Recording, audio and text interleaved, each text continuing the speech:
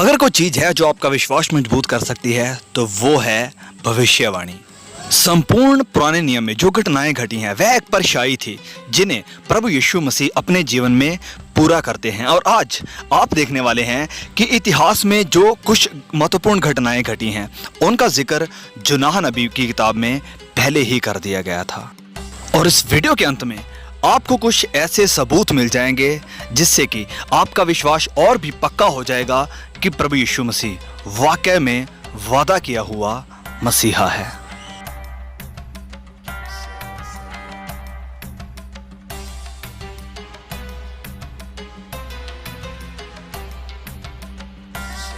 मूसा वाली वीडियो में हमने बताया था कि कैसे पुराने नियम की कुछ घटनाएं प्रभु यीशु की तरफ इशारा करती हैं और कुछ ऐसी बातें बताती हैं जो कि आने वाले समय में होंगी। और हमने मूसा और प्रभु यीशु में ऐसी समानताएं देखी जिनका इनकार करना नामुमकिन है। तो मैं यहाँ आपको बताना चाहता हूँ कि पुराने नियम की सिर्फ कुछ घटनाएं ही भविष्यवाणी नहीं करती हैं, वरन चीजें और भी गहरी हो जाती है जब हम पुराने नियम के कुछ नंबरों की तरफ गहराई से देखना शुरू कर देते हैं। और एक कहानी जो घटनाओं और नंबरों में भविष्यवाणी करती हैं और प्रभु यीशु और इतिहास में जाकर पूरी होती हैं वो है यूनाह नबी की कहानी। तो जब आप उन बातों को देखते हैं जो मैं आपको अभी दिखाने वाला हूं तो आप जान जाएंगे कि इतिहास बिल्कुल वैसे ही होकर गुजरा है जैसे पवित्र बाइबल में बताया गया था। और ये बिल्कुल स्पष्ट हो जाएगा कि प्रभु यीशु ही वह मसीहा है जो संपूर्ण मानव जाति के उद्धार के लिए भेजा गया था। अब इससे पहले कि हम यूनाह नबी की कहानी की गहराई में जाकर उन तथ्यों को देखें जो प्रभु यीशु मसीह के मसीहा होने का सबूत हैं, आइए सबसे पहले हम यूनाह नबी की पूरी कहानी को देखते हैं। तकरीबन 760 बीसी को खुदा ने यूनाह को नबी होने के लिए बुलाया।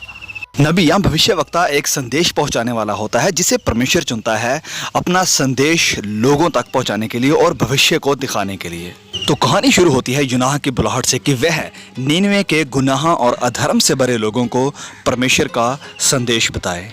तो यूनाह नीनवे के लोगों को प्रचार नहीं करना चाहता है, इसलिए वह फैसला करता है अपनी बुलाहट से भागने का और जिस दिशा में जाने के लिए परमेश्वर ने उसे चुना है उसके उल्ट जाना वह शुरू कर देता है। तो यूनाह एक बेड़ी में चढ़ जाता है उन लोगों के साथ जिन्हें वह नहीं जानता है और अपना सफर शुरू कर देता है। लेकिन आप परमेश्वर से दूर नहीं भाग सकते हैं। तो परमेश्वर एक बहुत बड़ी आंधी को भेजता है और यह बेड़ी डूबने पर होती है। तो यूनाह के साथ सफर करने वाले लोग बहुत ही डर जाते हैं और उन्हें एहसास हो जाता है कि यह आंधी यूनाह की वजह से ही आई है। तो इसलिए वह यूनाह से पूछते हैं कि उनका बचाव कैसे हो सकता है।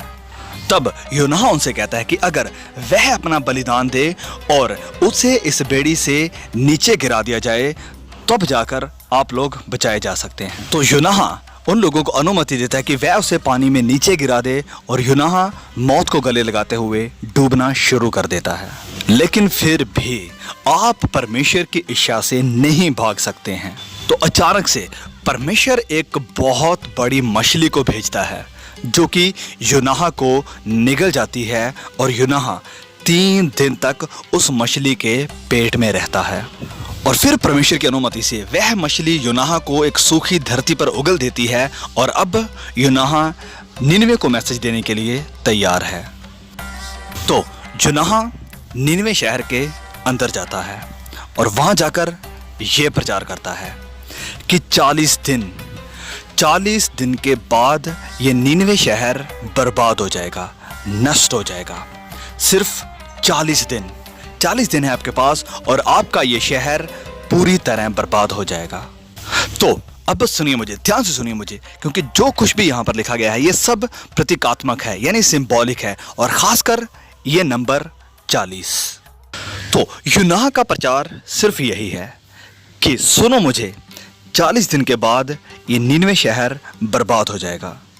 अब अनोखी बात यहाँ पर यह है कि जैसे ही यूनाह ये प्रचार करता है, मैसेज करता है, तो वह लोग उसे सुनते हैं और यहाँ तक कि उस शहर का राजा भी इस बात पर विश्वास करता है। वह कोई सवाल नहीं करते, जो बुराई वह कर रहे थे वह करना बंद कर देते हैं और उपवास में बैठ जाते हैं और कहते हैं कि ओके यूनाह जो आप कह रहे हैं हम वह सुनने के लिए और करने के लिए तैयार हैं। उस शहर के सारे लोग यूनाह यानी परमेश्वर के नबी की बातों का विश्वास करते हैं और मन फिराते हैं, और इस कारण उनका शहर बर्बाद नहीं होता है। तो आइए अब देखते हैं कि कैसे ये सब प्रभु यीशु के साथ जुड़ा हुआ है और साबित करता है कि प्रभु यीशु वही था जो होने का उसने दावा किया था। पुराने नियम की कहानियां आने वाले मसीहा यानी प्रभु यीशु मसीह की तरफ इशारा करती हैं, और जब प्रभु यीशु बोल रहे थे तो वह अपने सुनने वालों से चाहते थे कि वह लोग इस बात को समझें। मूसा की वीडियो में हमने देखा था कि प्रभु यीशु लोगों को कह रहे हैं कि जो कुछ भी मूसा के द्वारा उसके बारे में लिखा गया है, ये जरूर है कि वह सब पूरा हो। तो यहाँ प्रभु यीशु चाहते हैं कि लोग इस बात को जानें कि वह सिर्फ मूसा की कहानी में ही नहीं वरन यूनाह नबी की कहानी में भी हैं। तो जब प्रभु यीशु लोगों को बोल रहे थे तो बहुत से लोगों ने उसका विश्वास किया, लेकिन बहुत से लोगों ने और खासकर यहूदियों के अगुओं ने, फरीसियों ने उसका इनकार किया और विश्वास नहीं किया, और उन्होंने उसे क्रिटिसाइज किया और चाहा कि वह कोई चिन्ह, कोई चमत्कार दिखाए ये साबित करने के लिए कि वह सच में मसीहा है। तो मत्ती 12 में प्रभु यीशु ये उन्हें उदाहरण देने वाले हैं कि कैसे यूनाह नबी की कहानी एक परछाई है जो ये साबित करती है कि प्रभु यीशु वाकई में एक मसीहा थे। तो यहाँ यहूदी और फरीसी लोग प्रभु यीशु के पास आते हैं और चाहते हैं कि वह कोई चमत्कार करे ये साबित करने के लिए कि वह असल में है कौन। तो प्रभु यीशु उनसे ये कहते हैं, ये हम पढ़ते हैं मत्ती अध्याय 12 वचन 39 और 40 में। उसने उन्हें उत्तर दिया कि इस युग के बुरे और व्यभिचारी लोग चिन्ह ढूंढते हैं, परंतु योना भविष्यवक्ता के चिन्ह को छोड़ कोई और चिन्ह उनको ना दिया जाएगा। अब सुनिए, जैसे योना 3 रात दिन जल जंतु के पेट में रहा, वैसे ही मनुष्य का पुत्र 3 रात दिन पृथ्वी के भीतर रहेगा। तो साधारण भाषा में कहें तो प्रभु यीशु यहां पर कह रहे हैं कि जैसे योनाह ने अपने आप का बलिदान दिया और 3 दिन तक उस मछली के पेट में रहा, वैसे ही मैं अपने आप को संसार के लिए बलिदान करूंगा और पृथ्वी के भीतर 3 दिनों तक रहूंगा। और जैसे तीसरे दिन परमेश्वर ने योनाह को मछली के पेट से बाहर निकाला, वैसे ही परमेश्वर मुझे भी तीसरे दिन पृथ्वी के अंदर से बाहर निकालेगा। और वह उनसे कहता है कि यह सबसे बड़ा चिन्ह होगा जो उन्हें दिया जाएगा कि जब वह पृथ्वी के पेट से बाहर आएगा जैसे योनाह बाहर आया था। वाह! तो अब शायद आपको कुछ समझ आ रहा होगा, लेकिन ये और भी गहराई में चला जाता है। प्रभु यीशु यहाँ पर योनाह के बारे में 2 संकेत देते हैं, यानी क्लू देते हैं। तो सबसे पहली बात कि ये यहाँ पर जाहिर हो जाता है कि प्रभु यीशु योनाह का प्रोफेटिक पैरेलल है, मतलब दोनों में एक समानता है। कि जैसे प्रभु यीशु कहते हैं कि जैसे योनाह 3 रात दिन मछली के पेट में था, वैसे ही मनुष्य का पुत्र भी 3 रात दिन पृथ्वी के अंदर रहेगा। तो बिल्कुल यहीं पर हम देखते हैं कि योनाह प्रभु यीशु का पैरेलल है, दोनों में समानता है, जैसे हमने मूसा के बारे में देखा था, और ये बिल्कुल स्पष्ट है।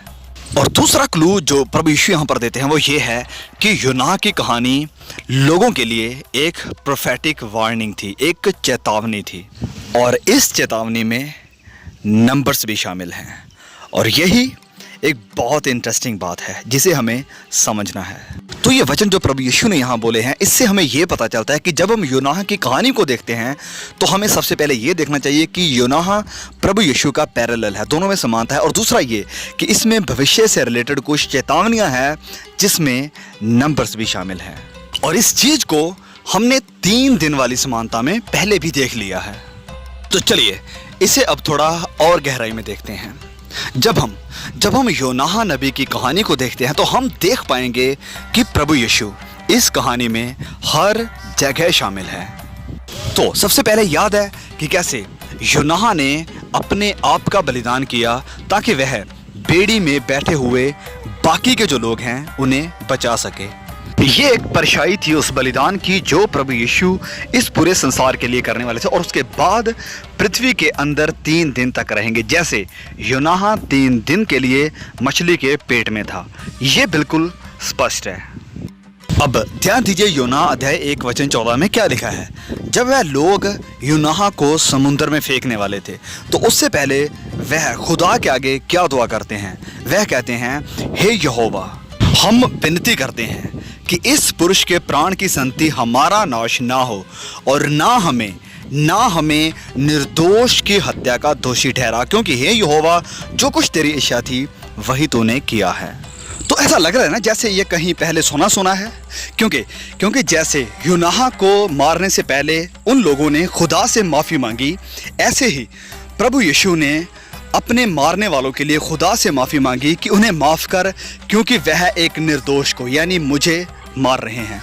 प्रभु यीशु ने कहा कि उन्हें क्षमा कर दे, क्योंकि वह नहीं जानते हैं कि वह क्या कर रहे हैं। अब चलिए आगे बढ़ते हैं और मैं आपको बताना चाहता हूं कि यूनाह की कहानी में बहुत कुछ ऐसा है जो प्रभु यीशु मसीह की तरफ इशारा करता है। अब इस बात पर और वक्त गुजारने की बजाय हम सीधा आगे बढ़ते हैं और एक नंबरों वाले चिन्ह की तरफ जाते हैं, जो कि ये एक बहुत ही मजबूत सबूत है कि प्रभु यीशु वाकई में यहूदियों का मसीहा है। तो अब तक जो भी हमने सीखा है और देखा है, ये तो बस एक बुनियाद थी, एक फाउंडेशन थी जिसको असल में हम अब देखने वाले हैं। तो हमने देखा है कि कैसे योना की कहानी हमें ये बताती है कि प्रभु यीशु भी तीसरे दिन पृथ्वी के अंदर से बाहर निकलने वाले थे, जैसे योना खुद भी मछली के पेट से तीसरे दिन बाहर निकला था। और योना की कहानी में एक और बहुत ही महत्वपूर्ण न्यूमेरिक प्रोफेसी है जो कि कहीं भी नए नियम में ऐसे खास तौर पर हमें बताई या प्रकट नहीं की गई है। तो अब जब कि हम योना की कहानी को, उसकी किताब को पढ़ रहे हैं और देख रहे हैं कि इन सारी घटनाओं में हर जगह प्रभु यीशु है, तो अब हम एक बहुत ही अद्भुत चीज़ को देखने वाले हैं। ध्यान से सुनिए। तो आपको याद होगा कि जब योना तैयार हो गया था नीनवे में जाकर प्रचार करने के लिए, क्या था उसका प्रचार जो उसने नीनवे के लोगों को किया था? तो प्रचार ये था, 40 दिन के बाद तुम्हारा ये शहर बर्बाद हो जाएगा, नष्ट हो जाएगा। 40 दिन। यह समानता है उस चीज़ की जो प्रभु यीशु के समय हुई थी। एक ऐसी ऐतिहासिक घटना जो कि घटी थी प्रभु यीशु के समय, जब प्रभु यीशु यहूदियों के अगुए फरीसियों के साथ बातचीत कर रहे थे और वह फरीसी लोग उसे क्रिटिसाइज कर रहे थे, उसकी आलोचना कर रहे थे। तो ध्यान दीजिए प्रभु यीशु ने उन्हें क्या कहा। लूका अध्याय 11 वचन 30 में लिखा है, जैसा योना नीनवे के लोगों के लिए चिन्ह ठहरा, वैसा ही मनुष्य का पुत्र भी इस युग के लोगों के लिए ठहरेगा।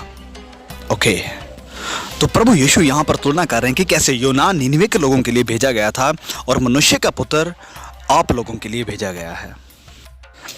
अब देखिए वचन 32 में प्रभु यीशु क्या कहते हैं कि नीनवे के लोग न्याय के दिन इस समय के लोगों के साथ खड़े होकर उन्हें दोषी ठहराएंगे, क्योंकि उन्होंने योना का प्रचार सुनकर मन फिराया और देखो यहाँ वह है जो योना से भी बड़ा है। तो यहाँ पर बेसिकली प्रभु यीशु मसीह ये कह रहे हैं कि योना नीनवे के शहर में भेजा गया कि जाकर उनको प्रचार करे, वैसे ही मैं भी भेजा गया हूं इस शहर में प्रचार करने के लिए। अब आपको याद होगा कि जिन लोगों को योना ने प्रचार किया, उन्होंने उसे सुना और सुनकर विश्वास किया और पश्चाताप किया और इस कारण उनका शहर बचाया गया था। लेकिन जिन लोगों को प्रभु यीशु ने प्रचार किया, उन्होंने उसे रिजेक्ट किया, त्याग दिया और उसे मार दिया। जिसका मतलब है कि अगर प्रभु यीशु योना की समानता है तो उन लोगों के साथ, उस शहर के साथ जरूर कुछ हुआ होगा जिन्होंने उसे त्याग दिया, उसके मैसेज को रिजेक्ट कर दिया। तो आइए इस रहस्य को अनफोल्ड करते हैं। तो सबसे पहले हमें यह देखना जरूरी है कि प्रभु यीशु किस शहर में भेजे गए थे। तो इस चीज को हम पढ़ते हैं मत्ती अध्याय 24 वचन 1 और 2 में लिखा है कि जब यीशु मंदिर से निकलकर जा रहा था तो उसके चेले उसको मंदिर की रचना दिखाने के लिए उसके पास आए। आगे लिखा है, प्रभु यीशु उनसे कहते हैं कि क्या तुम ये सब नहीं देखते? मैं तुमसे सच कहता हूँ, यहाँ पत्थर पर पत्थर भी ना छूटेगा जो ढाया ना जाएगा। ओके, तो प्रभु यीशु जानते थे कि जिन लोगों को वह प्रचार कर रहे हैं, जिनके लिए वह भेजे गए हैं, वह लोग उसे रिजेक्ट करेंगे, उसे त्याग देंगे। अब क्योंकि उसे पता है कि वह यूनाह की समानता में है, तो उसे यह भी पता है कि अगर ये लोग उसे त्याग देंगे तो उनका शहर सच में बर्बाद हो जाएगा। और कौन सा वह शहर था जिसके लिए प्रभु यीशु भेजे गए थे? वो था यरूशलेम। तो प्रभु यीशु यरूशलेम के वासियों को, यहूदियों को कहते हैं कि मेरी सुनो, मन फिरो, पश्चाताप करो, वरन जो हाल नीनवे का हुआ होता वो आपका भी होगा। लेकिन उन्होंने उसकी नहीं सुनी, उसका विश्वास नहीं किया, वरन उसे क्रूस पर चढ़ा दिया। जब यूनाह नीनवे के लोगों को प्रचार कर रहा था तो उसने कहा कि 40 दिन में तुम्हारा ये शहर नष्ट हो जाएगा, बर्बाद हो जाएगा। 40 दिन। तो ये यहां पर कोई इत्तेफाक नहीं है। तो देखिए, ये 40 यूनाह की किताब में एक समय को दर्शाता है जिसके बाद शहर बर्बाद होने वाला था। तो अब जो हम देखने वाले हैं वो ये है कि ये एक उदाहरण है जिसे हम जानते हैं कि बाइबल दर्शाती है कि दिनों से सालों की भविष्यवाणी, दिनों से सालों की भविष्यवाणी। तो ये दिनों से सालों की भविष्यवाणी का मतलब ये है कि जो अतीत में 40 दिन में हुआ है या होने वाला था, वो भविष्य में 40 सालों में होगा। उदाहरण के लिए जब हम देखते हैं दानियल की किताब में कि कैसे वह भी इस दिनों से सालों की भविष्यवाणी की बात कर रहा है, इसे हम पढ़ सकते हैं अध्याय 9 में, जब वह 70 हफ्तों की बात कर रहा है। और फिर यहेजकेल अध्याय 4 वचन 6 में हम दिनों से सालों की भविष्यवाणी के एक और उदाहरण देखते हैं, जहां लिखा है कि मैंने तेरे लिए एक वर्ष की सन्नति एक दिन अर्थात 40 दिन ठहराए हैं। और फिर हम देखते हैं गिनती अध्याय 14 वचन 34 में कि अर्थात 40 दिन, उनकी गिनती के अनुसार दिन पीछे उस वर्ष अर्थात 40 वर्ष तक तुम अपने अधर्म का दंड उठाए रहोगे, तब तुम जान लोगे कि मेरा विरोध क्या है। तो इसे हम पूरी बाइबल में देख सकते हैं। और खासकर ये नंबर 40, ये दिन इशारा करते हैं सालों की तरफ, जिसमें कि आने वाले भविष्य में कुछ होगा। अब तो चलिए अब जानते हैं कि प्रभु यीशु यरूशलेम के लोगों को प्रचार करने के लिए भेजे गए, लेकिन जैसे नीनवे के लोगों ने किया, उन्होंने ऐसा नहीं किया। उन्होंने उसे त्याग दिया, उससे नफरत की और उसे क्रूस पर चढ़ा दिया। तो अब जबकि हमने बाइबल की भविष्यवाणी को अच्छे से जान लिया है, तो हमें देखना चाहिए इतिहास में कि जो इस शहर यरूशलेम के साथ 40 सालों के बाद हुआ, जब उन्होंने खुदा के मैसेंजर यानी प्रभु यीशु मसीहा को मार दिया था। बहुत सारे ऐतिहासिक रिसोर्सेस के कारण और आर्कियोलॉजिकल एविडेंसेस के कारण बहुत सारे विद्वान हैं, स्कॉलर्स हैं, जो इस बात के साथ सहमत हैं कि 30 एडी को यीशु को क्रूस पर चढ़ाया गया था। तो जब आप इतिहास के पन्नों को खोल कर देखते हैं तो आप पाएंगे कि यहूदियों के साथ एक जो सबसे बड़ी घटना घटी थी, वो थी यरूशलेम का गिराया जाना। जब रोमी आए और यरूशलेम की दीवारों को गिरा दिया और पवित्र मंदिर को भी ढेर कर दिया था।